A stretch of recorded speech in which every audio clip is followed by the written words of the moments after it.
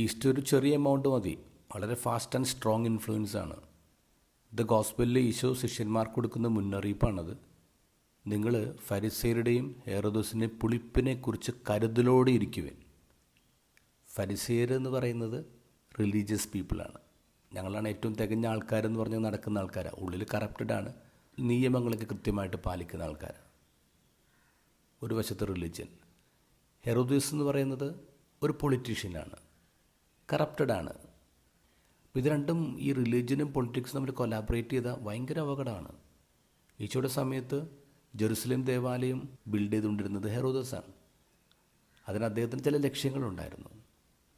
അപ്പോൾ ഒരു പൊളിറ്റീഷ്യൻ റിലീജിയനിൽ കയറുമ്പോഴും റിലീജിയൻ്റെ അകത്തേക്ക് പൊളിറ്റിക്സ് കയറുമ്പോഴും രണ്ടും ഒരുപോലെ അപകടമാണെന്ന് മനസ്സിലാക്കണം.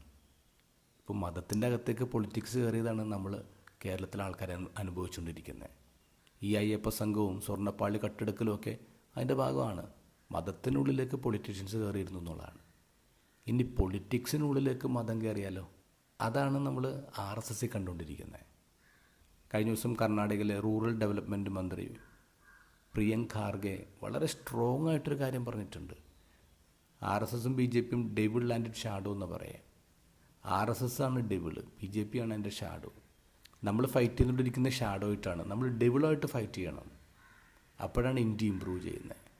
ഈ RSSകാർ പേട്രിയോട്ടിസം പറയുന്നുണ്ട്, ക്ലീൻ ഇന്ത്യയെക്കുറിച്ച് പറയുന്നുണ്ട്.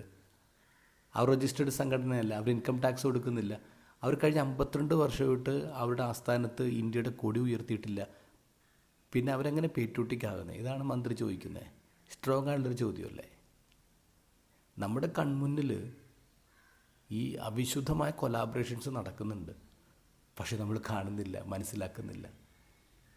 ഈശോ ശിഷ്യന്മാരോട് ബാക്ക് ടു ബാക്ക് 9 ചോദ്യങ്ങളാണ് ചോദിക്കുന്നത്. നിങ്ങൾ കണ്ണുണ്ടായിട്ടും കാണുന്നില്ലേ? കാതുണ്ടായിട്ടും കേൾക്കുന്നില്ലേ? നിങ്ങളുടെ ഹൃദയം മന്ദീഭവിച്ചിരിക്കുകയാണോ? സെയിം ക്വസ്റ്റ്യൻസ് ഈശോ റിപ്പീറ്റ് ചെയ്യാണ്. നിങ്ങൾ കണ്ണുണ്ടായിട്ടും കാണുന്നില്ലേ? നിങ്ങൾ മന്ദിച്ചിരിക്കുകയാണ്.